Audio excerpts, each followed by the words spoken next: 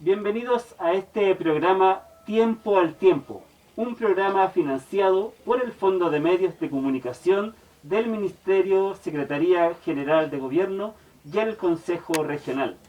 El programa Tiempo al Tiempo es un programa que busca indagar respecto a las historias locales, a las tradiciones y aquellas memorias que están presentes en los pueblos y que queremos hacer una especie de registro o también un puente de comunicación para las nuevas generaciones.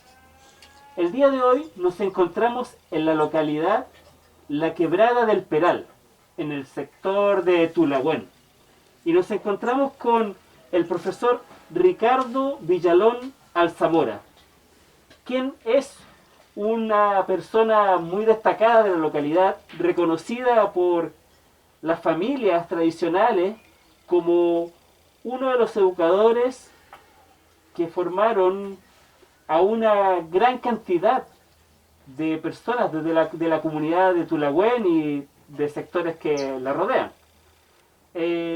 Profesor Ricardo, bienvenido, muchas gracias por aceptar esta invitación. Gracias a ustedes por la invitación. Bueno, como dice mi interlocutor, trabajé yo en este sector desde el año 81. Yo procedo de la ciudad de Ovalle, pero mis primeros años, que son, según todos lo recuerdan y lo dicen, fueron en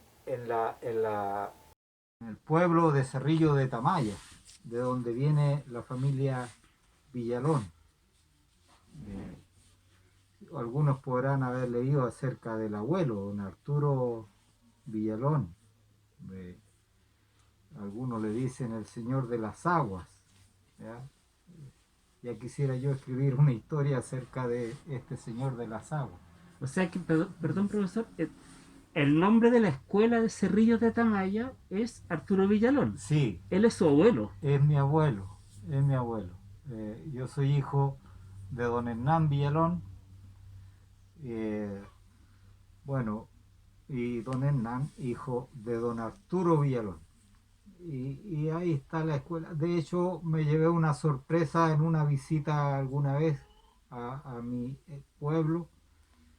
Por ahí hay una calle que lleva el nombre también de mi padre. Recuerdo yo que en aquellos años mi papá lo que hacía era donar la leche que tomábamos nosotros en la escuela, porque él tenía un fondo con una lechería y parte de esa producción se iba a la escuela para que nosotros nos pudiésemos nutrir en aquellos años. Así que, bueno, seguramente habrá hecho algunas otras obras como logra, entre comillas, ganarse el honor de que le pusiesen el nombre de una calle. También está la población Villalón, hay unos pasajes Villalón en Ovalle, y bueno, al abuelo se le han hecho muchos reconocimientos. Sí. Don Ricardo Villalón Alzamora, ¿usted vive desde cuándo aquí en el sector de la Quebrada del Peral? Sí, mire, yo llegué a este pueblo el año 81.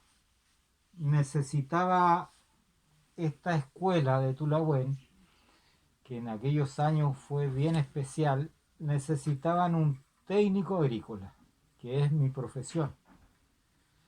Y por algún amigo por ahí, dentro de la dirección provincial, les dijo al señor director: yo conozco a un niño que puede dar resultados allá en el pueblo. Y me trajo para acá. Yo llegué con 23 años, sin ningún conocimiento respecto de lo que era la educación, nada más por los modelos que tenía de mis profesores cuando niño, pero no tenía conocimiento. conocimientos técnicos sí, porque había estudiado agricultura. ¿Qué era lo que necesitaban acá? Una persona que transmitiera a los niños las técnicas agrícolas.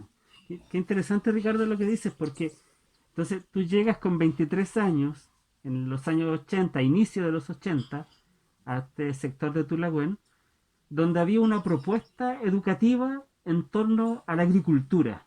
O sea, la escuela tenía un sello, tenía una lógica, ¿cierto?, que funcionaba en torno a la agricultura. ¿Cómo fue Eh, ese tema? eh, Porque ya no es así. Sucedía que en aquellos años había un conflicto con Argentina, uno por unas tierras, por divisiones de tierra, para el sur especialmente, y en aquel tiempo la autoridad se dio cuenta que los sectores fronterizos estaban muy abandonados, existía muy poca población. Y esto a raíz de que, como no habían fuentes de trabajo, los jóvenes se iban para el norte. Entonces la idea, al parecer en principio, fue traer gente especializada para que los jóvenes, a su vez, ¿cierto?, adquirieran técnicas y... perdón. Sí. Bueno, estamos en el programa Tiempo al Tiempo, un No, programa que llega a ustedes gracias al Fondo de Medios de ya, Comunicación está listo. del Ministerio Secretaría Regional General de Gobierno y el Ah, Consejo Regional. ya, perfecto. Ya, Vamos a hacer una pequeña pausa ya, ya. y no hay problema, profesor, si Sí, después esto se arregla. sí. Bueno, eh, como decía, esa al parecer fue el fundamento de la creación de las escuelas fronterizas. Y para ello se hicieron planes de estudios especiales y se crearon varias escuelas fronterizas en distintos sectores. Me recuerdo una que estaba en la tercera región, Los Loros, otra aquí al interior del Valle de Vicuña, que se llamaba la escuela de Rivadavia, fronteriza de Rivadavia, la de Tulagüen y otras para el sur, las cuales después de transcurridos 3 o 4 años fracasaron, debido a que no se contrataron profesionales para que hicieran las nuevas asignaturas. Solamente se distribuyeron las horas en profesores. Ahí Y hubo un fracaso ahí de esas escuelas. me da la impresión que en ese tiempo, o al menos esa escuela, lo que buscaban era que la educación fuera más práctica. Como que, no sé, enseñar lo que es carpintería, enseñar a labrar la tierra, a cuidar un animal. De pronto tiene más practicidad o es más concreto que quizás estudiar, no sé, historia de Grecia o cosas que finalmente son más abstractas como la gramática. Claro, sucedía que en aquel tiempo el acceso a la educación superior era muy limitado. No habían recursos de parte del Estado, las familias como se dice en el campo, se encalillaban algunos para poder mandar a sus hijos a los estudios y otros simplemente salían de cuarto medio y sin ningún oficio o habilidad. Entonces la única posibilidad era irse al norte y allá desarrollar algún oficio que se le enseñaba. Entonces, con estas escuelas, los oficios se enseñaban aquí en la educación básica y los chicos salían muchos de octavo y se quedaban aquí en la zona sin tener ninguna posibilidad de hacer nada.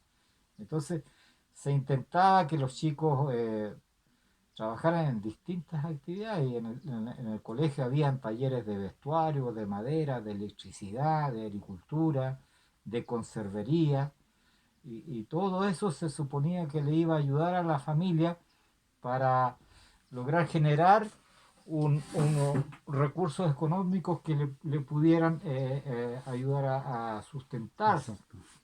a la familia. ¿A, a qué gente recuerda de ese tiempo? Mire, yo me recuerdo de una historia muy bonita. Bueno, hay varias, pero me recuerdo de una.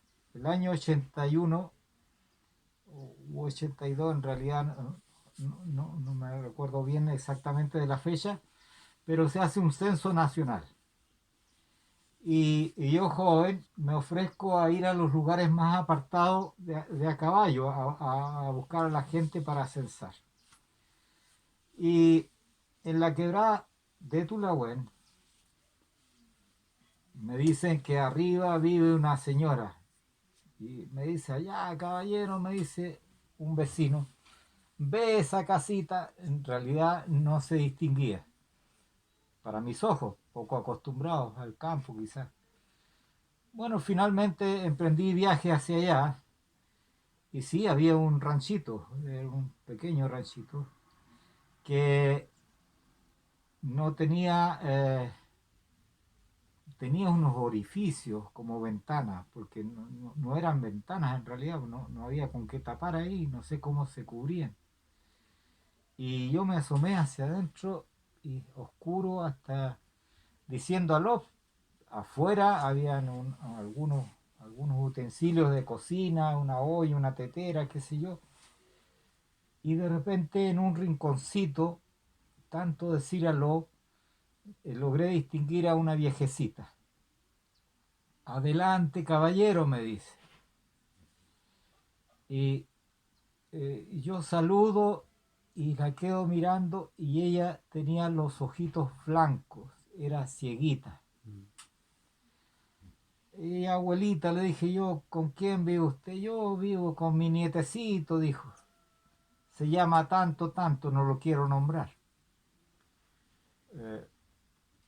Eh, ya, pero si él es alumno mío, le digo yo. Sí, dijo, ¿y quién es usted? Yo soy tal profesor y hago agricultura. Ay, si el niño llega hablando de las cosas agrícolas aquí, me cuenta, dice la viejita. Le tomé los datos y yo me vine pensando que a mí me parecía increíble que aquel niño que yo conocía, que siempre lo tenía en mi memoria porque era un alumno destacado, no precisamente en lo académico, pero sí él era un chico muy bien educado. Siempre se acercaba, saludaba caballerosamente, siempre pedía permiso, siempre trataba bien a sus compañeros, eh, lo que tenía lo compartía. A mí me parecía increíble que aquella viejecita pudiese haber transmitido o haber educado tan bien a un niño en esa. Quizá uno, como tenía más comodidades y más recursos, podía haberle llamado miseria, pero ellos vivían así y era su vida y quizá desde afuera uno lo veía mal, pero a lo mejor ellos Y quizás, eran felices ahí profesor, con eso, no sé. exacto, yo lo que le quería decir quizás también es una realidad, eh, o era una realidad que era más masiva, donde existía una pobreza mayor y que en Sí, el campo, ¿cierto?, también se veía, porque me imagino que ustedes también es de un tiempo donde en la escuela habían alumnos que iban a patapelá. sí, por supuesto. Y habían chicos en aquel tiempo que llegaban, todavía llegaban a burro a la escuela. De hecho, la escuela de Tulahuen se destacaba porque afuera había un rectángulo como extraño y uno decía, ¿qué es lo que es esto? Y ahí nos contaron a nosotros, los recién llegados de aquel tiempo, que ahí se amarraban los burros en los que venían los chicos a estudiar porque Era vivían como, muy distantes. como para estas, como lo que sería hoy día para estacionar bicicletas. Claro, o los vehículos que Claro. llega todo el mundo. Eran otros tiempos, otros años, la economía no era tan buena como la es hoy. Y de esos años, don Ricardo Villalón, ¿qué profesores cree usted también merecen ser recordados y dejados como en la historia y en la memoria? Mire, destacar, yo creo que a un señor oriundo de acá del valle de Tulahuén precisamente, a don Fidel Contreras, que en aquel tiempo, cuando yo me recuerdo se hacían reuniones con padres y apoderados, era una persona que se codeaba con toda la comunidad y había nacido aquí, los conocía todos y empezaba diciendo, ¿qué me vienen a contar a mí? Y ya la gente decía, ay Dios mío, no va a llegar un reto, porque casi todos habían sido alumnos de él, pues. Entonces, Chupaya, los apoderados bajaban la cabeza y sabían que la estaban embarrando po, en la educación de sus hijos. Ajá. Entonces era un señor que hablaba cómo debía uno decirle a los niños que las cosas, que el respeto hacia el profesor, etcétera, etcétera. Entonces, pucha, entraba, pues, entraba. Entonces uno notaba que la gente se iba después comentando, o quizás otros se veían muy inconformes, decía, este caballero siempre nos reta, qué sé yo, pero en el fondo quedaba metido el mensaje. Ese caballero yo Don lo Fidel destacaría. Contreras. Don Fidel Contreras, que hace poco falleció, él a una edad bastante avanzada. Hubieron otros directores como don Eric Alleguillo, que vendía, es un viejo como aventurero, está por allá por Coyhaique haciendo clases. Eh, sí, profesores muy antiguos como el profesor Ricardo Vega eh, y tantos que pasaron por la escuela, pues cada quien dejó su huella pues, en distintas cosas, en lo académico, como personas, como seres humanos que transmitieron, se preocuparon de los niños, de su formación. Días atrás yo escuché a un señor en la televisión, dijo, la instrucción es una cosa y la educación uno nunca termina de educarse. Entonces, cuando hablan de educación a las autoridades, yo pocas veces los he escuchado separar esto. Una cosa es la instrucción, para el CIMSE, prepararnos para la prueba, para la PSU, qué sé yo, la cantidad de contenido, de conocimiento. Pero pocos hablamos de lo que es la educación. Y hoy en día, pucha que nos hace falta la educación. Nuestra sociedad, nuestra juventud, muchas veces los culpamos de un montón de cosas que aquí, que allá, pero, y nosotros como papás, los profesores, los nuevos profesores quizás, nos preocupamos de la educación, de la parte formativa, de la parte valórica. Dice, vamos a Sí. mandar a los niños a educarse. La responsabilidad es de nosotros, los papás. Y de la escuela se supone que instruir. Parece ser ahí, Ricardo, que falta diálogo. Al parecer falta profundizar más respecto al diálogo en la sociedad, respecto a cuál es el rol verdadero de la escuela. Que se deje de ver la escuela como una guardería o solamente para transmitir un conocimiento, sino que tiene que haber un soporte mayor como que el que gestaron muchos profesores antiguos, que es percibir a la educación o entender a la educación como un espacio de formación del ser integral. No solo de aquí desde la cabeza, ¿me entiendes? No solo el conocimiento. Quizá este programa que se transmite a través de Radio Valentina, Tiempo al Tiempo, tiene como parte de su objetivo ese, generar un puente de comunicación generacional, para que lo que usted está reflexionando, muchas veces la voz, siento yo, del adulto mayor no se considera o no se toma en cuenta en la historia anterior, sino que creemos siempre estar armando algo nuevo, pero sin hacer historia, sin hacer memoria.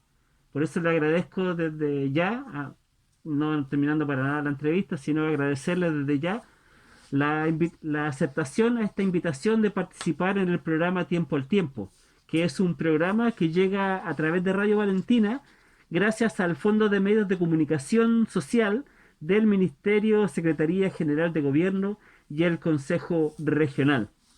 Estamos con el profesor Ricardo Villalón Alzamora.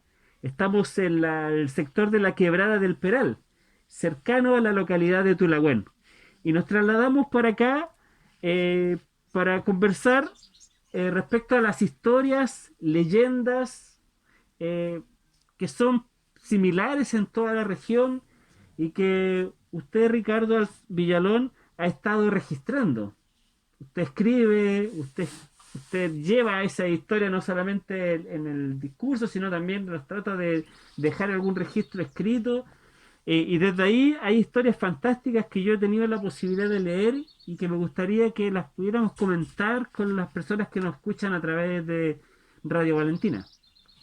Ahí el Huecu, que a mí es una historia que a mí me encantó, no sé si la pudiera contar. Sí, esto nace de la...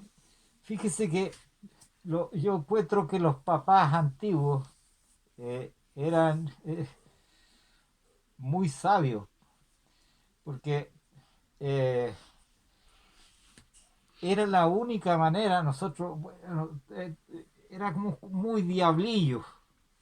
Toda la gente antigua se acuerda de las maldades, los qué sé yo, que se hacían en el campo, era muy diablillo. Entonces la única manera de nuestros papás de atajarnos era asustándonos un poco, con seres, con el culebrón, con el huecú, con historias del diablo, etcétera. Y uno cuando le decían, hijo, no vaya a ir al río que está muy peligroso, o no se bañen en el canal, uno decía que iba a ser peligroso. Pero cuando los papás le agregaban algo más, ahí nos quedábamos pensando. Entonces decían que en los canales o en los ríos donde uno se iba a bañar solo, sin un adulto, y miren lo que pensaban, sin un adulto, era para que uno no fuera solo y se fuese a sufrir un accidente, a ahogar, qué sé Claro. yo. Con un adulto, claro, el adulto estaba mirando. Entonces le inventaban a uno que existían unos seres, qué sé yo, que se transformaban con los cueros de los animales y que se comían los ratones, que las pajitas, que esto, que lo otro, que hasta pequeños niños. Nos contaban en la noche a la luz de la vela o de una lámpara de los papás. Entonces uno, para salir a escaparse, a bañarse, la pensaba dos veces, decía, y si está ese bicho, y se supone que este animal empezaba a girar debajo del agua y formaba un remolino de succión.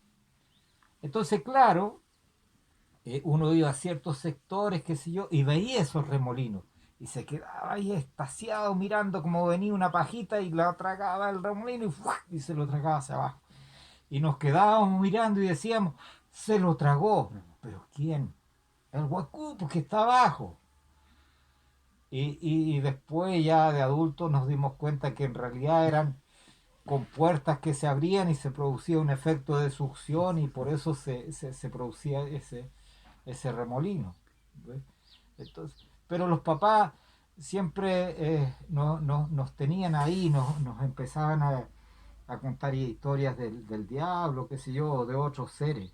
Eh, ¿Hay alguna historia de esas que usted recuerda con más mire, cariño o que se repita ahí? Mire, a través de los años, una de las cosas que me llamó la atención a mí es acerca de un profesor que trabajó aquí en un sector, en una escuelita, y me decía que allí en ese sector, en aquellos años, habían personas de la raza negra y que había un señor que se destacaba, que era un negrito muy alto, delgado y musculoso, dice, con los músculos marcados, dice, los pectorales, los abdominales, los brazos, dice, no era muy macizo, pero sí muy marcados sus músculos. Y este señor, para la fiesta del 12, él se preparaba, se hacía, observando un modelo de un terno, se hacía un terno él de sacos de harina y, y lo dejaba implantado debajo de la cama. Así que todas las noches se acostaba sobre él, qué sé yo, y se iba implantando las rayitas, qué sé yo, la solapa del terno, ahí lo dejaba. Cuando llegaba la fiesta de octubre, que después se hace el 12, que se hacía el 8, qué sé yo. Bueno, en aquellos años seguramente el 8, llega esa fiesta y en realidad se hacían dos fiestas. Una en un salón donde iba la gente bien de aquellos años, la gente pudiente, la que tenía dinero. Y afuera se hacía un patio, se hacía una ramada. Y en aquel tiempo, según me contaba este profesor, a la gente trabajadora, qué sé yo, del campo, etcétera, se le llamaba el perraje. Algunos en forma despectiva, bueno, y la gente asumía en aquellos El perraje. tiempos, era simplemente el perraje. Bueno, el tema es que el perraje, su fiesta consistía en que aparecía una señora con una guitarra y esa es la cantora y, y casi pura cueca. Y dentro del salón algunos instrumentos de viento y un piano y se tocaba otro tipo de música, más parsimoniosa, qué sé yo, los Más de vals, salón. que de salón. Bueno, el asunto es que esta fiesta de salón duraría una hora y ya se empezaba a apagar de a poco, qué sé yo, algunos se empezaban a retirar y afuera ardía la fiesta Con una guitarra con una y guitarra. nada más. Por Dios, una polviadera que Dios nos libre, puras cuecas. Ay, Y la gente, la silla, qué sé yo, y alegría, todos contentos. Y dentro de esa fiesta, este personaje de raza negra, contendo de hecho sí, de saco. de saco harinero, De saco blanco, harinero. impecable, qué sé yo, y se destacaba por su color negro de la piel, ¿no es cierto? Sus manos, su rostro, y su altura también, su postura. Y su...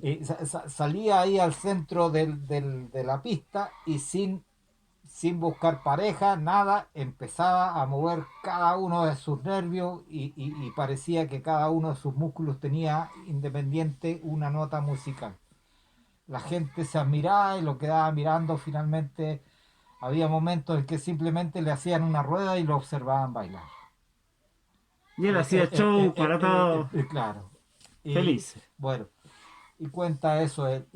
A mí me llamó la atención después que me decía, esta señora me decía que nos representa como adulto mayor en la fiesta de las cuecas. Ella es pariente de esos señores que vivieron allá, De esto como de raza de raza negra, negra, claro, africana. sí. Y, y, y a mí me llamaba la atención en el colegio que los niños que venían de ese sector, cuando uno lograba hacer que se sacaran la camiseta para que después de la gimnasia, que sé yo, o la práctica de algún deporte, se lavaran un poco, uno quedaba mirado de ellos porque en realidad sus hombros bien marcados, sus pectorales, unos... Yo lo tomo como una historia, ¿no? No como un cuento, como un mito, como una leyenda, es como es parte de la historia de ese sector. Esto es en el sector del Tallán. Del tallar, claro. Entonces alguien puede decir, oye, en forma despectiva, tú eres de acá. Oye, discúlpame, si somos todos descendientes de África, pues. De allá se supone que viene el ser humano y todos tenemos en nuestros genes eso. Parte de un orgullo. Leyendo parte de la historia, yo decía, por aquí pasó un brazo del ejército libertador, por los campitos de Tulahuén, menciona en la historia. Así es. Y que finalmente llegaron, ¿no es cierto?, a Salala y se encontraron con unos españoles que venían arrancando desde la ciudad de La Serena. Bueno, ese es un chiste. Pero leyendo parte de la historia, dice la historia, que el ejército libertador estaba compuesto por un tercio de gente de origen argentino y chileno, de raza blanca, y 2/3 de hombres de raza negra. 2/3. Es decir, más o menos 2000 hombres negros y 1000 hombres de raza blanca. Entonces, ¿a quién le debemos gran parte de la independencia?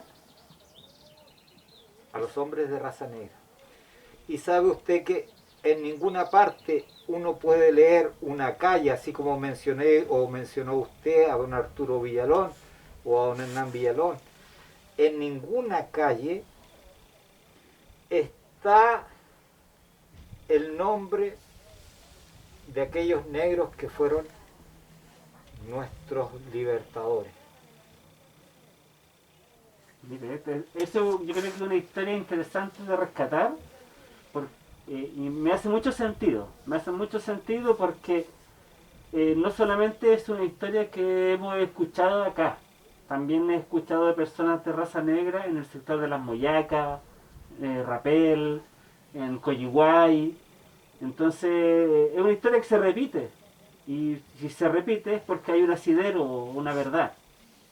Claro, el tema nuestro es dejar un mensaje y que una universidad o algún estudioso de esto, ¿no es cierto?, haga el seguimiento y diga, sí, todas estas historias que dice usted que yo conté, porque a mí me contaron.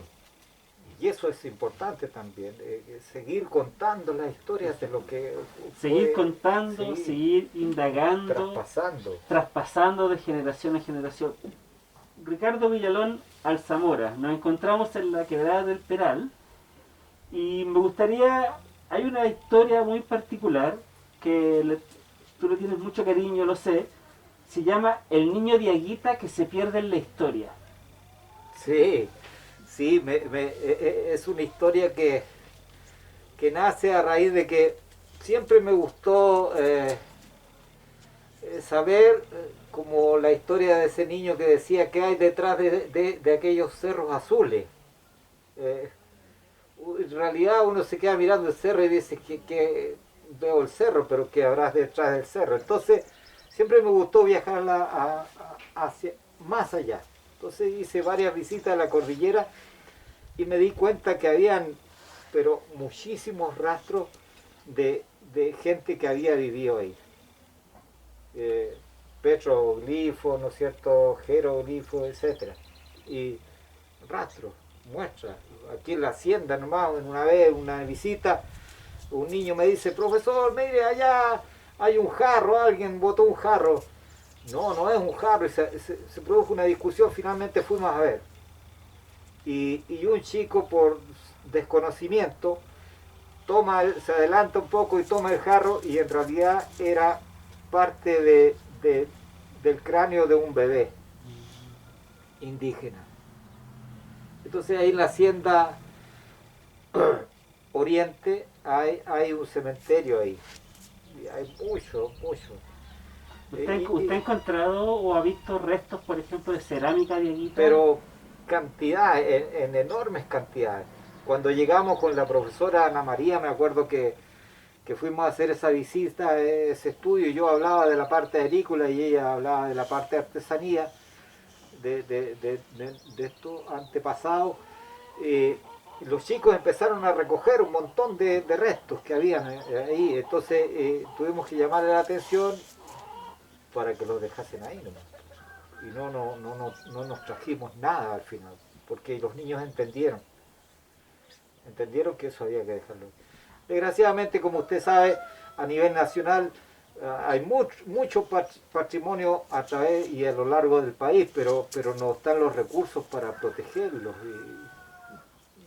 No los hay, simplemente están abandonados. Falta trabajo Sí. en esa área. Y de repente da no sé qué hablar de esto y entregar datos, porque uno puede decir a la gente, oigan, vamos para allá y traemos cosas. Y no es la idea, pues la idea es que queden ahí nomás. Claro, que se preserve.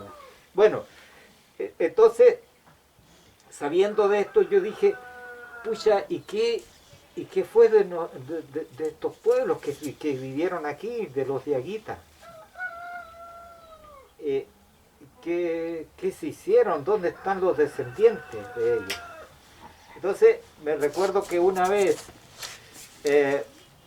siendo profesor jefe a un alumno de mi curso, le llega una beca y dice que él se adjudica esa beca, pues es descendiente de diaguita. Y tanto él, su familia y yo nos sorprendimos. Y en base a eso yo empecé a leer un poco y creé una historia, precisamente como usted mencionó, que se llama El niño diaguita que se pierde en la historia. Bueno, algún día quizás tengan la oportunidad de yo editarla y de ustedes de disfrutar de ella, porque Bueno, yo creo que es ese preciosa. también es un desafío, Ricardo, para ti como cultor y como parte también de la tradición, es llegar a hacer alguna vez alguna publicación o algún trabajo para que tu historia, tu conocimiento no se queden solo en ti, sino que también se traspase a otras generaciones, a otras personas. Ese es un desafío.